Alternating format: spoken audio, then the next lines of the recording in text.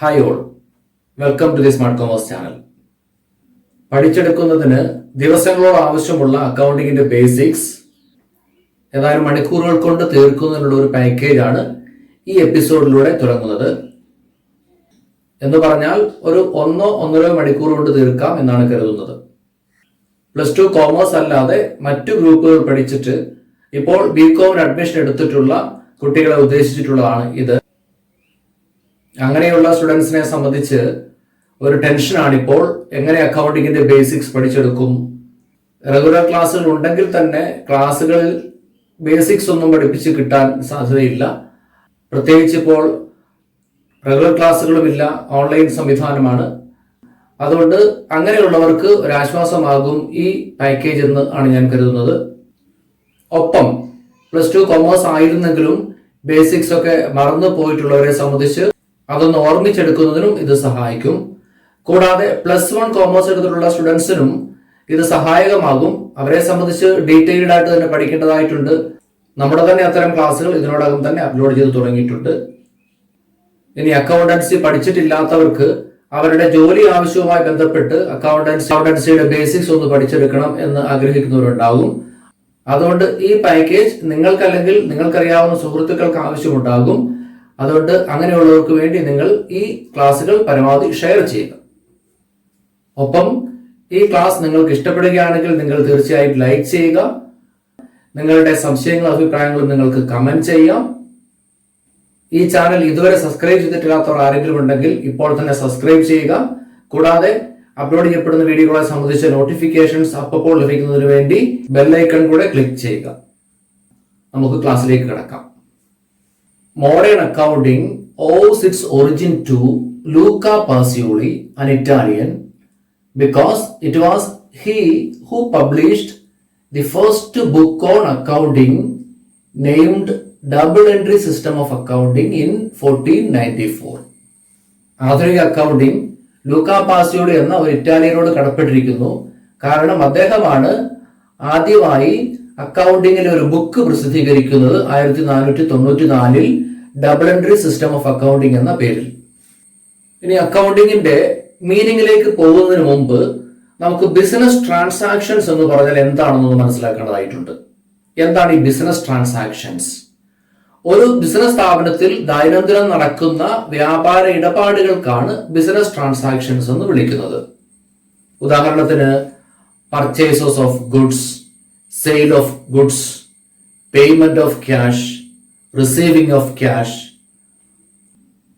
purchase of assets, payment of expenses, receiving of incomes, etc. ഇനി നമുക്ക് അക്കൗണ്ടിങ്ങിന്റെ മീനിങ്ങിലേക്ക് പോകാം. എന്താണ് അക്കൗണ്ടിങ് എന്ന് പറഞ്ഞാൽ? അക്കൗണ്ടിങ് എന്ന് പറഞ്ഞാൽ ഒരു ബിസിനസ് സ്ഥാപനത്തിൽ നടക്കുന്ന ഇടപാടുകൾ ബുക്കുകളിൽ രേഖപ്പെടുത്തി വയ്ക്കുകയും അവയുടെ സ്വഭാവത്തിന്റെ അടിസ്ഥാനത്തിൽ ഗ്രൂപ്പ് തിരിക്കുകയും വർഷാവസാനം അവയെ ഒന്ന് ബ്രീഫ് ആക്കി എഴുതുകയും തുടർന്ന് അവയെ ഒന്ന് വിശകലനം ചെയ്തുകൊണ്ട് സ്ഥാപനത്തിന്റെ ലാഭത്തെ അല്ലെങ്കിൽ നഷ്ടത്തെ സംബന്ധിച്ച സ്ഥാപനത്തിന്റെ അസറ്റ്സിനെ അല്ലെങ്കിൽ ലയബിലിറ്റീസിനെ എന്ന് പറഞ്ഞാൽ ആസ്തികളെ അല്ലെങ്കിൽ ബാധ്യതകളെ സംബന്ധിച്ച ഒരു നിഗമനത്തിൽ, ഒരു കൺക്ലൂഷനിൽ എത്തിച്ചേരുകയും ആ എത്തിച്ചേരുന്ന വിവരം അത് അറിയുന്നതിന് താല്പര്യമുള്ളവരെ എന്ന് പറഞ്ഞാൽ ഒരു സ്ഥാപനത്തിന്റെ വിവരം അറിയുന്നതിന്, ഒരു സ്ഥാപനത്തിന്റെ പ്രവർത്തനത്തെ സംബന്ധിച്ച് വിവരം അറിയുന്നതിന് താല്പര്യമുള്ളവരാരാ? ആ സ്ഥാപനത്തിന്റെ ഓണേഴ്സ്, മാനേജ്മെന്റ്, അങ്ങനെയുള്ളവരെ അറിയിക്കുകയും ചെയ്യുന്ന പ്രക്രിയക്കാണ് അക്കൗണ്ടിങ് എന്ന് പറയുന്നത്. ഇപ്പോൾ അക്കൗണ്ടിങ് എന്താണെന്ന് നിങ്ങൾക്ക് ഒരു ഐഡിയ കിട്ടിയിട്ടുണ്ടാകുമെന്നാണ് ഞാൻ പ്രതീക്ഷിക്കുന്നത്. ഇനി നമുക്ക് അക്കൗണ്ടിങ്ങിൽ ഉപയോഗിക്കുന്ന ചില പദങ്ങൾ പഠിക്കേണ്ടതായിട്ടുണ്ട്. അതിൽ ആദ്യത്തത് ക്യാപിറ്റൽ അല്ലെങ്കിൽ മൂലധനം.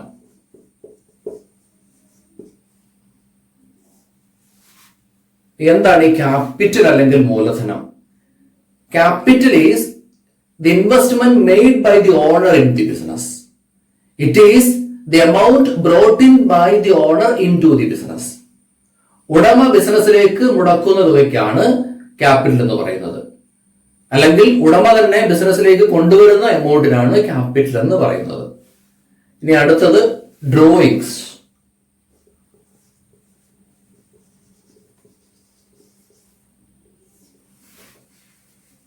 ഇനി എന്താണ് ഈ ഡ്രോയിങ്സ് എന്ന് പറഞ്ഞാൽ? It is the goods or cash withdrawn by the owner from the business for his personal purpose. ഉടമ തന്റെ വ്യക്തിപരമായ ആവശ്യത്തിന് വേണ്ടി ബിസിനസ്സിൽ നിന്ന് തിരിച്ചെടുത്തുകൊണ്ട് പോകുന്ന സാധനങ്ങൾക്കാണ് അല്ലെങ്കിൽ ക്യാഷിനാണ് ഡ്രോയിങ്സ് എന്ന് പറയുന്നത്. ഇനി അടുത്തത് liabilities. Liabilities mean the obligations or debts payable by the business. സ്ഥാപനം തിരിച്ചു കൊടുക്കാനുള്ള കടങ്ങൾക്കാണ് അല്ലെങ്കിൽ സ്ഥാപനത്തിന്റെ കടപ്പാടുകൾക്കാണ് ലയബിലിറ്റീസ് അല്ലെങ്കിൽ ബാധ്യതകൾ എന്ന് പറയുന്നത്. Next is assets.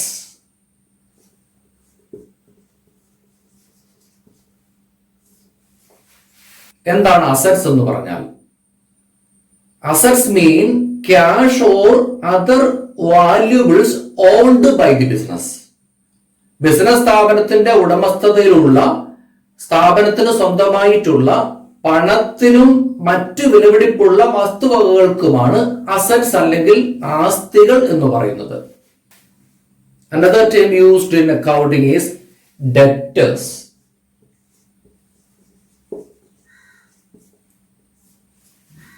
Debtors. എന്താണ് ഡെറ്റേഴ്സ് എന്ന് പറഞ്ഞാൽ? Debtors are persons or entities who owe money to the business. In other words, it is the money receivable by the business. Okay. അപ്പോൾ സ്ഥാപനത്തോട് കടപ്പെട്ടിരിക്കുന്നവർക്കാണ്, സ്ഥാപനത്തിന് കൊടുക്കാനുള്ളവർക്കാണ് ഡെറ്റേഴ്സ് എന്ന് പറയുക.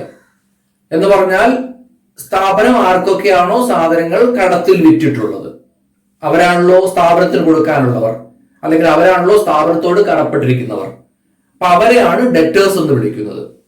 മറിച്ച് പറഞ്ഞാൽ സ്ഥാപനത്തിന് കിട്ടാനുള്ള തുക എന്നും വിളിക്കാം. ഡെറ്റേഴ്സിനെ സ്ഥാപനത്തിന് കിട്ടാനുള്ള തുക എന്ന് പറഞ്ഞാൽ സാധനങ്ങൾ കടത്തിൽ വിറ്റ ഇനത്തിൽ സ്ഥാപനത്തിന് കിട്ടാനുള്ള തുക എന്നും വിളിക്കാം. Now next is creditors.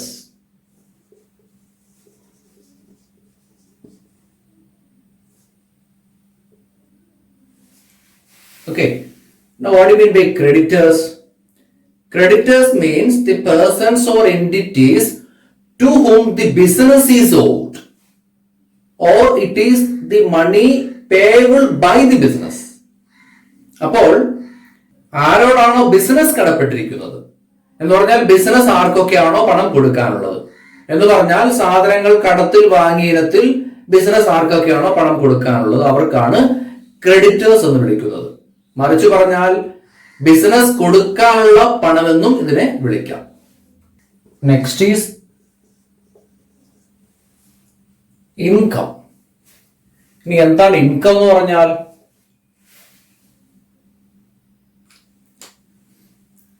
It is the revenue earned by the business.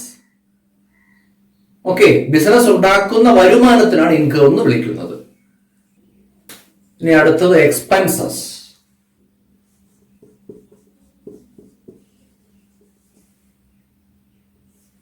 Expenses എന്താണ്? എക്സ്പെൻസസ് എന്ന് പറഞ്ഞാൽ it is the amount spend in the process of earning revenue.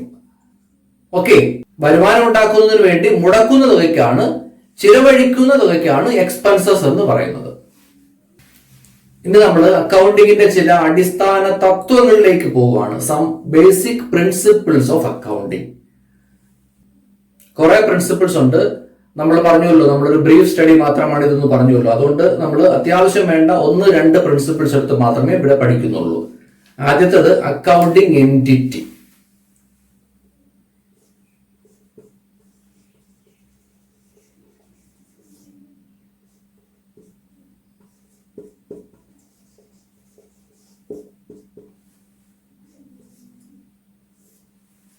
Accounting entity principle. This principle assumes that a business concern has a distinct or separate entity or existence apart from its owners. എന്താണ് ഈ principle അനുസരിച്ച് ഒരു business സ്ഥാപനത്തിന് അതിന്റെ ഉടമയിൽ നിന്ന് വ്യത്യസ്തമായ ഒരു നിലനിൽപ്പുണ്ട്. എന്ന് പറഞ്ഞാൽ ഈ പ്രിൻസിപ്പിൾ അനുസരിച്ച് ഉടമയും ബിസിനസ്സും രണ്ടും രണ്ടാണ്. അതുകൊണ്ട് തന്നെ ഉടമ ബിസിനസ്സിലേക്ക് കൊണ്ടുവരുന്ന പണം, ക്യാപിറ്റൽ, നമ്മൾ പഠിച്ചുവല്ലോ, അത് ബിസിനസിനെ സംബന്ധിച്ച് ഒരു ലയബിലിറ്റിയാണ്. ആരോടുള്ള ലയബിലിറ്റി? ഉടമയോടുള്ള ലയബിലിറ്റി എന്ന് പറഞ്ഞാൽ ഉടമയ്ക്ക് തിരിച്ചു കൊടുക്കാനുള്ള എമൗണ്ട് ആണ്. ഓക്കെ, അതുപോലെ തന്നെ ഈ അക്കൗണ്ടിങ് എന്റിറ്റി പ്രിൻസിപ്പിൾ അനുസരിച്ച് ഉടമയും ബിസിനസ്സും രണ്ടും രണ്ടാണ് എന്നതുകൊണ്ട് ഉടമയുടെ വ്യക്തിപരമായ കണക്കുകളൊന്നും ബിസിനസിന്റെ കണക്കുകളിൽ കൂട്ടിച്ചേർത്ത് എഴുതത്തില്ല. രണ്ടും രണ്ടായിട്ടാണ് എഴുതുന്നത്. ഓക്കെ, ഇതാണ് അക്കൗണ്ടിങ് എന്റിറ്റി പ്രിൻസിപ്പിൾ എന്ന് പറഞ്ഞാൽ. The next and the very important or the very fundamental principle of accounting is dual aspect principle.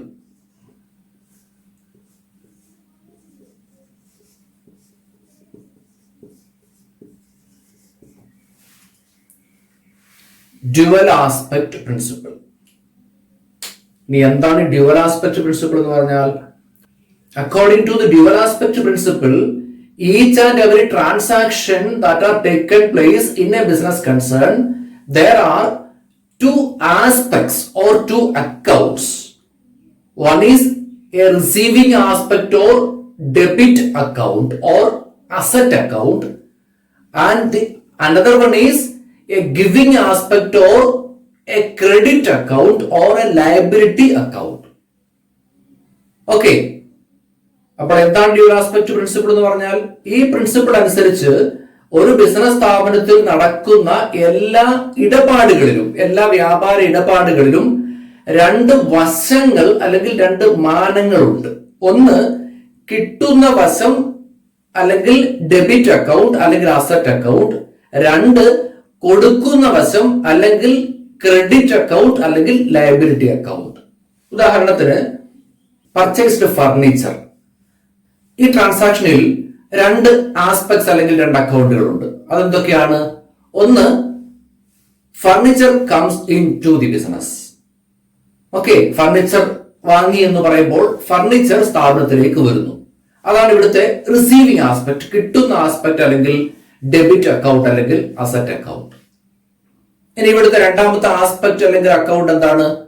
Furniture വാങ്ങുമ്പോൾ ക്യാഷ് പോകുന്നു, ക്യാഷ് കൊടുത്തിട്ടാണല്ലോ ഫർണിച്ചർ വാങ്ങുന്നത്.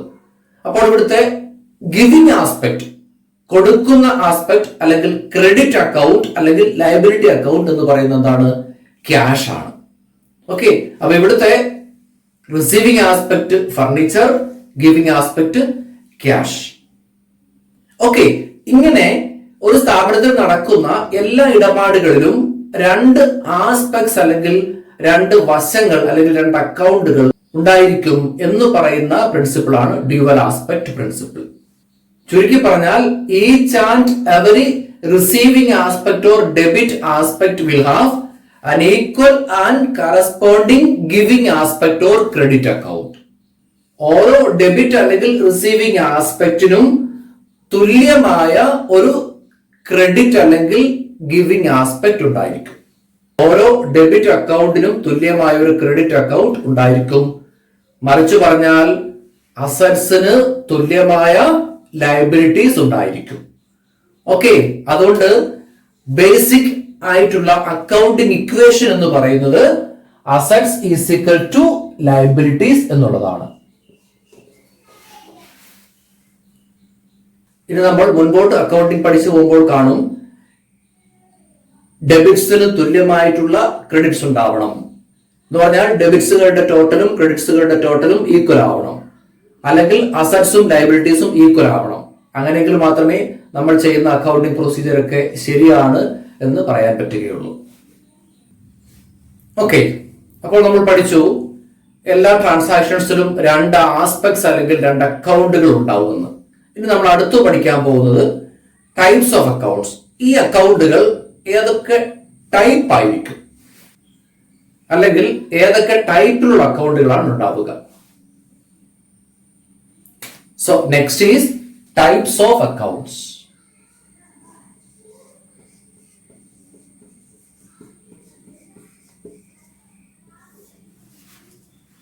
Okay, there are three types of accounts. They are, number one is personal accounts. Number 2 is real accounts. Number 3 is nominal accounts. Okay, now let's come to the first type of accounts, personal accounts. Personal accounts are accounts of persons. വ്യക്തികളുടെ അക്കൗണ്ടുകൾക്കാണ് personal അക്കൗണ്ടുകൾ എന്ന് വിളിക്കുക. Okay, mister S account, mister B's account, അങ്ങനെ. Okay, ഇനി number 2 is real accounts. ഇനി എന്താണ് real accounts എന്ന് പറഞ്ഞാൽ? Real accounts are accounts of assets. അസറ്റ്സിന്റെ അക്കൗണ്ടുകൾക്കാണ് റിയൽ അക്കൗണ്ടുകൾ എന്ന് വിളിക്കുക. ഇനി എന്താണ് അസറ്റ്സ് എന്ന് പറഞ്ഞാൽ? നേരത്തെ നമ്മൾ പഠിച്ചു. എന്താണ് അസറ്റ്സ്? ഒരു സ്ഥാപനത്തിന്റെ ഉടമസ്ഥതയിലുള്ള പണത്തിനും മറ്റ് വിലപിടിപ്പുള്ള വസ്തുക്കൾക്കുമാണ് അസറ്റ്സ് എന്ന് പറയുക. അപ്പോൾ ക്യാഷ്, ഓക്കെ, ക്യാഷ് അക്കൗണ്ട് ഒരു റിയൽ അക്കൗണ്ട് ആണ്. ഫർണിച്ചർ, ഓക്കെ, സ്ഥാപനത്തിന്റെ ഉടമസ്ഥതയിലുള്ള ഒരു വിലപിടിപ്പുള്ള സാധനമാണല്ലോ. ഓക്കെ, ഫർണിച്ചർ അക്കൗണ്ട് ഒരു റിയൽ അക്കൗണ്ട് ആണ്. അങ്ങനെ പോകുന്നു. ഓക്കെ, ഇനി മൂന്നാമത്തത് nominal accounts. Nominal accounts are accounts of expenses and incomes. ചിലവുകളുടെയും വരവുകളുടെയും അക്കൗണ്ടുകൾക്കാണ് നോമിനൽ അക്കൗണ്ടുകൾ എന്ന് പറയുക. ഉദാഹരണത്തിന് salary account, payment of salaries and expense ആണല്ലോ. Okay, commission received account, commission കിട്ടുന്ന കമ്മീഷന്റെ അക്കൗണ്ട്, അതൊരു ഇൻകം ആണല്ലോ. ഓക്കെ, അല്ലെങ്കിൽ വേജസ് അക്കൗണ്ട്, ഓക്കെ, വേജസ് കൊടുക്കുക എന്ന് പറയുന്ന ഒരു എക്സ്പെൻസ് ആണല്ലോ. അപ്പൊ വേജസ് അക്കൗണ്ട് ഒരു നോമിനൽ അക്കൗണ്ട് ആണ്. Okay, discount received account, discount കിട്ടുക എന്ന് പറയുന്ന ഒരു ഇൻകം ആണല്ലോ, കിട്ടുന്ന ഡിസ്കൗണ്ട് ഇൻകം ആണല്ലോ.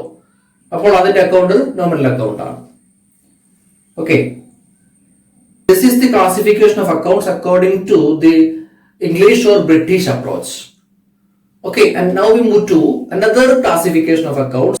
നാം ഇപ്പോൾ പഠിച്ചത് ട്രഡീഷണൽ അപ്രോച്ച് അല്ലെങ്കിൽ ബ്രിട്ടീഷ് അപ്രോച്ച്, ഇംഗ്ലീഷ് അപ്രോച്ച് അനുസരിച്ചുള്ള ക്ലാസിഫിക്കേഷൻ ആണ്. അക്കൗണ്ട്സിന് മറ്റൊരു ക്ലാസിഫിക്കേഷൻ കൂടെ ഉണ്ട്. അത് അമേരിക്കൻ അപ്രോച്ച് അനുസരിച്ചുള്ള മോഡേൺ അപ്രോച്ച് അനുസരിച്ചുള്ള ക്ലാസിഫിക്കേഷൻ ആണ്. അതനുസരിച്ച് അക്കൗണ്ട്സിനെ 5 ആയിട്ടാണ് ക്ലാസിഫൈ ചെയ്യുന്നത്. Number 1 accounts of assets, number 2 accounts of liabilities, number 3 accounts of capital, number 4 accounts of expenses, number 5 accounts of incomes. Now we move to the rules of debit and credit. ഇനി നമ്മൾ debit credit റൂൾസിലേക്ക് പോവുകയാണ്. Okay, rules of debit and credit എന്ന് പറഞ്ഞാൽ നമ്മൾ കണ്ടു dual aspect principle അനുസരിച്ച് ഒരു സ്ഥാപനത്തിൽ നടക്കുന്ന എല്ലാ ഇടപാടുകളിലും 2 ആസ്പെക്ട്സ് അല്ലെങ്കിൽ 2 വശങ്ങൾ, 2 അക്കൗണ്ടുകൾ ഉണ്ടായിരിക്കും. ഓക്കെ, അതിൽ ഏത് അക്കൗണ്ടാണ് ഡെബിറ്റ് അക്കൗണ്ട്, ഏത് അക്കൗണ്ടാണ് ക്രെഡിറ്റ് അക്കൗണ്ട് എന്ന് തീരുമാനിക്കുന്നതിനുള്ള, എന്ന് നിശ്ചയിക്കുന്നതിനുള്ള, എന്ന് കണ്ടുപിടിക്കുന്നതിനുള്ള നിയമങ്ങളാണ് ഈ rules of debit and credit എന്ന് പറഞ്ഞാൽ. ആദ്യം നമ്മൾ പേഴ്സണൽ അക്കൗണ്ട്സിന്റെ ഡെബിറ്റ് ക്രെഡിറ്റ് റൂൾ ആണ് പഠിക്കുക. The rule of personal accounts is debit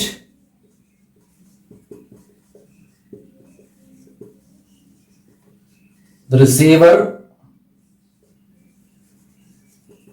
credit the giver. Okay, കിട്ടുന്ന ആളിനെ ഡെബിറ്റ് ചെയ്യുക, കൊടുക്കുന്ന ആളിനെ ക്രെഡിറ്റ് ചെയ്യുക. ഓക്കെ, ഉദാഹരണത്തിന് ഒരു ട്രാൻസാക്ഷൻ പറയാം. Paid cash to mister A, mister എക്ക് ക്യാഷ് കൊടുത്തു. ഈ ട്രാൻസാക്ഷനിൽ 2 ആസ്പെക്ട്സ് ഉണ്ടാവണം. കാരണം എല്ലാ ട്രാൻസാക്ഷൻസിലും 2 ആസ്പെക്ട് ഉണ്ടാവുമല്ലോ. അതേതൊക്കെയാണ്? ഒന്ന് മിസ്റ്റർ എ, 2 ക്യാഷ്. ഓക്കെ, ഇനി ഇതില് ഏതാണ് ഡെബിറ്റ് ആസ്പെക്ട് അല്ലെങ്കിൽ ഡെബിറ്റ് അക്കൗണ്ട്, ഏതാണ് ക്രെഡിറ്റ് ആസ്പെക്ട് അല്ലെങ്കിൽ credit account? Paid cash to mister A എന്നാണ്. മിസ്റ്റർ എക്ക് ക്യാഷ് കൊടുത്തു എന്നാണ്. അപ്പോൾ ഇവിടെ മിസ്റ്റർ എ ആരാണ്? ഒരു പേഴ്സൺ ആണ്. ഓക്കെ, പേഴ്സണൽ അക്കൗണ്ടിന്റെ റൂൾ എന്താണ്? Debit the receiver, credit the giver. അപ്പോൾ മിസ്റ്റർ എ എന്താണ് ചെയ്യേണ്ടത്? മിസ്റ്റർ എ റിസീവർ ആണല്ലോ. ഡെബിറ്റ് ചെയ്യണം. Because mister A is the receiver. Okay, debit the receiver. Okay okay ഇനി മറ്റൊരു ട്രാൻസാക്ഷൻ എടുക്കാം. Received cash from mister B. Mister ബിയുടെ കയ്യിൽ നിന്ന് ക്യാഷ് കിട്ടി. ഓക്കെ, ഇവിടെ മിസ്റ്റർ ബി ആരാണ്? ഇവിടെ മിസ്റ്റർ ബി ആരാണ്? നമുക്ക് സ്ഥാപനത്തിന് മിസ്റ്റർ ബിയുടെ കയ്യിൽ നിന്ന് ക്യാഷ് കിട്ടുകയാണ്. ഓക്കെ, നേരത്തെ കണ്ടത് നമ്മൾ കൊടുക്കുകയായിരുന്നു, സ്ഥാപനം കൊടുക്കുകയായിരുന്നു. ഇവിടെ ക്യാഷ് കിട്ടുകയാണ്. ആരുടെ കയ്യിൽ നിന്നാണ്? മിസ്റ്റർ ബിയുടെ കയ്യിൽ നിന്ന്. മിസ്റ്റർ ബിയുടെ കയ്യിൽ നിന്ന് സ്ഥാപനത്തിന് ക്യാഷ് കിട്ടുമ്പോൾ മിസ്റ്റർ ബി ആരാണ്? ഈ ക്യാഷിന്റെ ഗിവർ ആണ്, ഈ ക്യാഷ് കൊടുക്കുന്ന ആളാണ്. ഓക്കെ, അപ്പോൾ ബി എന്താണ് ചെയ്യേണ്ടത്? Credit the giver. ക്രെഡിറ്റ് ചെയ്യണം. കാരണം മിസ്റ്റർ ബി ഗിവർ ആണ്, ഗിവറെ ക്രെഡിറ്റ് ആണ് ചെയ്യേണ്ടത്. ഓക്കെ ഓക്കെ ഇതാണ് പേഴ്സണൽ അക്കൗണ്ട്സിന്റെ റൂള്. ഇനി റിയൽ അക്കൗണ്ട്സിന്റെ റൂളാണ്.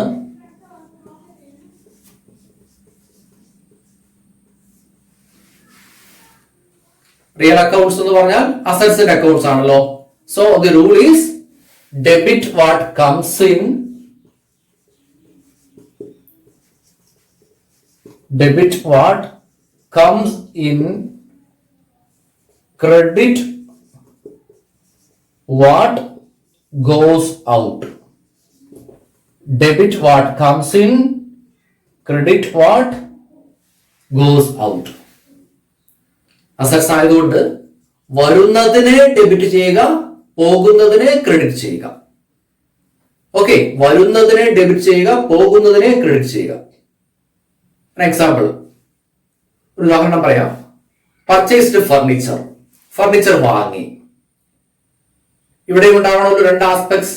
എന്തൊക്കെയാണ്? ഫർണിച്ചർ വാങ്ങി എന്നുള്ള ട്രാൻസാക്ഷനത്തെ രണ്ട് ആസ്പെക്ട്സ് എന്തൊക്കെയാണ്? ഫർണിച്ചർ വാങ്ങി എന്ന് പറയുമ്പോൾ ഫർണിച്ചർ വരുന്നു, ക്യാഷ് പോകുന്നു. ഓക്കെ, അപ്പോൾ ഇവിടെ ഡെബിറ്റ് ചെയ്യേണ്ടത് എന്തിനാണ്? റൂൾ എന്താണ്? Debit what comes in, credit what goes out. ഇവിടുത്തെ ഡെബിറ്റ് അക്കൗണ്ട് എന്താണ്? ഡെബിറ്റ് ചെയ്യേണ്ടത് ഏതിനെയാണ്? ഫർണിച്ചറിനെ. കാരണം ഫർണിച്ചർ ആണ് വരുന്നത്. ഓക്കെ, ക്രെഡിറ്റ് ചെയ്യേണ്ടതോ? ക്യാഷ്. ഓക്കെ, കാരണം ക്യാഷ് പോവുകയാണ്. ഓക്കെ, സോ ഇതാണ് റിയൽ അക്കൗണ്ട്സിന്റെ rule. Debit what comes in, credit what goes out. Okay, now the rule for nominal accounts. Rule for the nominal accounts is debit all expenses and losses, credit all incomes and gains. Debit all expenses and losses, credit all incomes and gains. ചിലവുകളെയും നഷ്ടങ്ങളെയും debit ചെയ്യുക, വരവുകളെയും ലാഭങ്ങളെയും credit ചെയ്യുക. എന്താണ് rule? Nominal അക്കൗണ്ടുകളുടെ rule എന്താണ്? ചിലവുകളെയും നഷ്ടങ്ങളെയും debit ചെയ്യുക, വരവുകളെയും ലാഭങ്ങളെയും ക്രെഡിറ്റ് ചെയ്യുക. ഉദാഹരണങ്ങൾ പറയാം.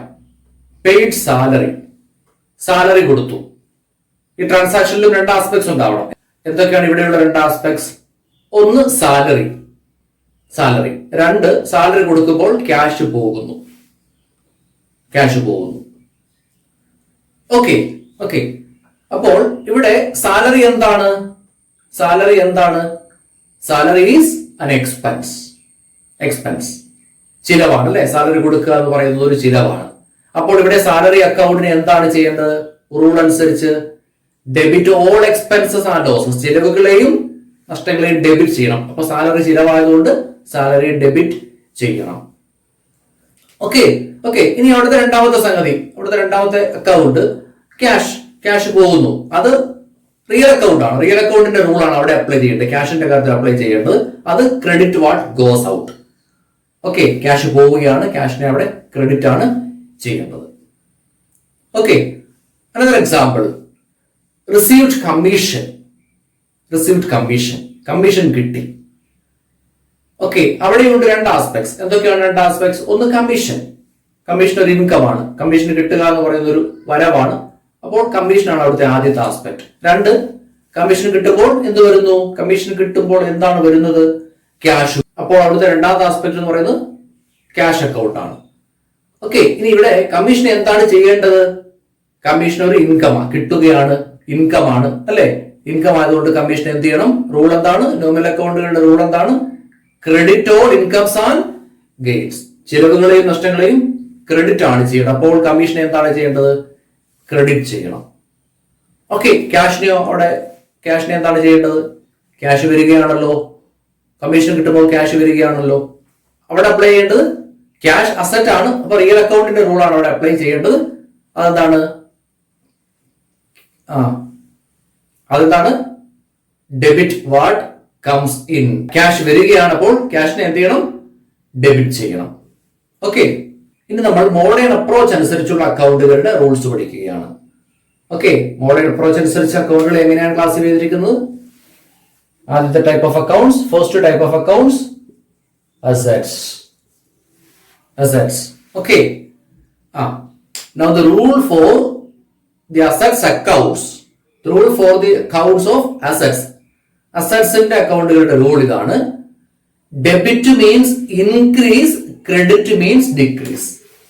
Assets account rule idana. Debit means increase, credit means decrease. അസറ്റ്സിന്റെ കാര്യത്തിൽ അസറ്റ്സ് കൂടുകയാണെങ്കിൽ അസറ്റ്സിനെ ഡെബിറ്റ് ചെയ്യുക, അസറ്റ്സ് കുറയുകയാണെങ്കിൽ അസറ്റ്സിനെ ക്രെഡിറ്റ് ചെയ്യുക. അസറ്റ്സിന്റെ കാര്യത്തിൽ അസറ്റ്സ് കൂടുകയാണെങ്കിൽ അസറ്റ്സിനെ ഡെബിറ്റ് ചെയ്യുക, അസറ്റ്സ് കുറയുകയാണെങ്കിൽ അസറ്റ്സിനെ ക്രെഡിറ്റ് ചെയ്യുക. നേരത്തെ പറഞ്ഞ എക്സാമ്പിൾ തന്നെ എടുക്കാം. പർച്ചേസ്ഡ് ഫർണിച്ചർ വാങ്ങി എന്ന് പറയുമ്പോൾ സ്ഥാപനത്തിലുള്ള അസറ്റ്, ഫർണിച്ചർ ഒരു അസറ്റ് ആണല്ലോ, സ്ഥാപനത്തിലുള്ള അസറ്റ് കൂടുക അല്ലെ? ഫർണിച്ചർ വീണ്ടും വാങ്ങുമ്പോൾ സ്ഥാപനത്തിലുള്ള അസറ്റ് ഫർണിച്ചർ കൂടുകയാണ്. അപ്പോൾ അവിടെ ഫർണിച്ചർ അക്കൗണ്ടിന് എന്താണ് ചെയ്യേണ്ടത്? ഡെബിറ്റ് മീൻസ് ഇൻക്രീസ്, കൂടുമ്പോൾ ഡെബിറ്റ് ചെയ്യണം. അപ്പൊ ഫർണിച്ചർ അക്കൗണ്ടിനെ അവിടെ ഡെബിറ്റ് ചെയ്യണം. ഓക്കെ, ഇനി സോൾഡ് ഫർണിച്ചർ ആണെങ്കിലോ, ഫർണിച്ചർ വിറ്റു എന്നാണെങ്കിലോ, അപ്പോൾ ഫർണിച്ചർ കുറയുക, സ്ഥാപനത്തിലുള്ള ഫർണിച്ചർ കുറയുകയാണ്. അപ്പൊ അവിടെ ഫർണിച്ചറിനെ എന്താ ചെയ്യേണ്ടത്? ക്രെഡിറ്റ് ചെയ്യണം. ഫർണിച്ചർ അക്കൗണ്ടിനെ അവിടെ ക്രെഡിറ്റ് ചെയ്യണം. ഇതാണ് അസറ്റ്സിന്റെ അക്കൗണ്ടുകളുടെ റൂൾ. ഇനി rule for the liability accounts. Rule for the liabilities accounts. Liabilities അക്കൗണ്ട്സിന്റെ റൂൾ ഇതിന് നേരെ ഓപ്പോസിറ്റ് ആണ്. Debit means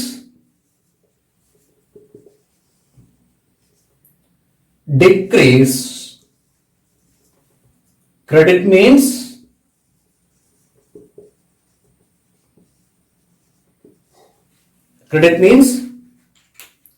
increase,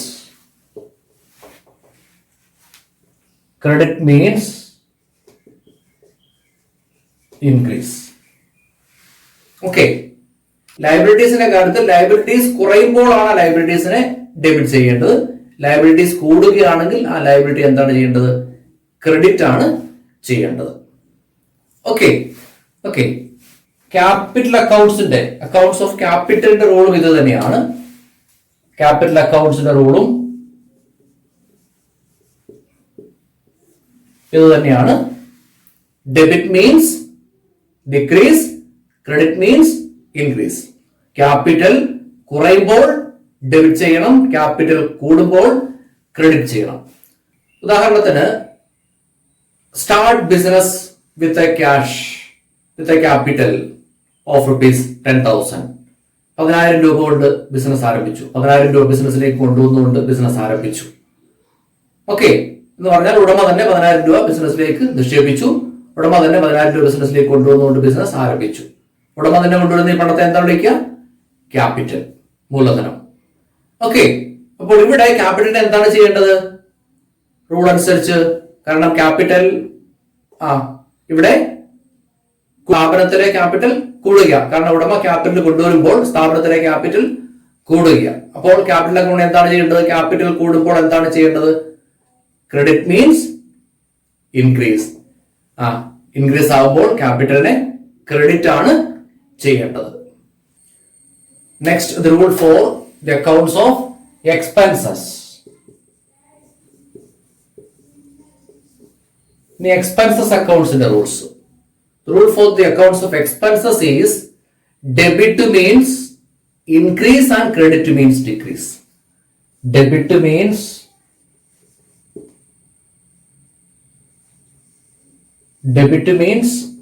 increase, credit means decrease. Okay, എക്സ്പെൻസസിന്റെ കാര്യത്തിൽ ചിലവുകൾ കൂടുമ്പോൾ ആണ് ചിലവുകളെ ഡെബിറ്റ് ചെയ്യുന്നത്, ചിലവുകൾ കുറയുമ്പോൾ ചിലവുകളെ ക്രെഡിറ്റ് ചെയ്യണം. നേരത്തെ പറഞ്ഞ എക്സാമ്പിൾ തന്നെ എടുക്കാം. പെയ്ഡ് സാലറി കൊടുത്തു. സാലറി കൊടുക്കുമ്പോൾ ആ സാലറി എന്ന് പറയുന്ന എക്സ്പെൻസ് കൂടുമ്പോൾ സാലറി എന്താണ് ചെയ്യേണ്ടത്? ഡെബിറ്റ് ആണ് ചെയ്യേണ്ടത്. മറ്റേ റൂൾ അനുസരിച്ചും ട്രഡീഷണൽ റൂൾ അനുസരിച്ചും നമ്മൾ സാലറി ഡെബിറ്റ് ആണല്ലോ ചെയ്തത്. ഓക്കെ, ഇനി rule for the accounts of incomes.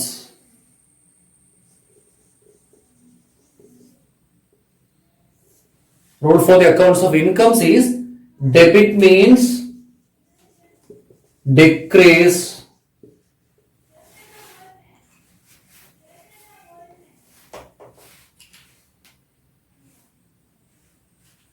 the rule is debit means decrease, credit means increase. Credit means increase. Okay, ഇൻകംസിന്റെ അക്കൗണ്ടുകളുടെ റൂൾ ഇതാണ്. ഇൻകംസ് കുറയുമ്പോഴാണ് ഇൻകംസിനെ ഡെബിറ്റ് ചെയ്യേണ്ടത്, ഇൻകംസ് കൂടുമ്പോൾ ഇൻകംസിനെ ക്രെഡിറ്റ് ചെയ്യണം. ഉദാഹരണത്തിന് കമ്മീഷൻ റിസീവ്ഡ്, കമ്മീഷൻ കിട്ടി. നേരത്തെ പറഞ്ഞ എക്സാമ്പിൾ തന്നെ, കമ്മീഷൻ കിട്ടി എന്ന് പറയുമ്പോൾ അങ്ങനെ ഒരു ഇൻകം, കമ്മീഷൻ എന്ന ഇൻകം കൂടുകയാണ്, വരുമാനം കൂടുകയാണ്. അപ്പോൾ കമ്മീഷൻ എന്താണ് ചെയ്യേണ്ടത്? ക്രെഡിറ്റ് ചെയ്യണം.